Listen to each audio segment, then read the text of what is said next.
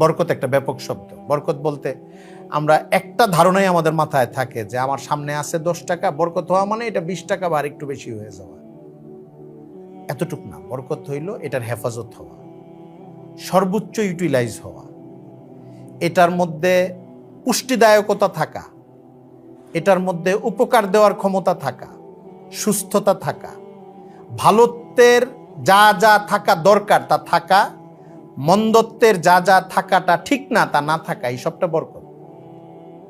আমরা যখন দোয়া করি আল্লাহ আমাকে বরকত দান করেন, তো এই দোয়া শুনলে পাশে বন্ধুরা অনেক সময় মনে করে টাকা পয়সার দোয়া করতেছে।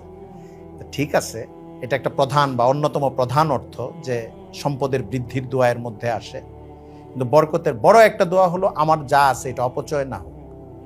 আমার যা আছে এর মধ্যে আল্লাহ প্রয়োজন এমনভাবে আপনি পূরণ করে দিন যে আমার কোনো কষ্টই না হয়, বরং আমার আরো থেকে যায়, মনে হয় যে সব প্রয়োজন তো পূরণ হয়ে যাচ্ছে, এটা বরকত।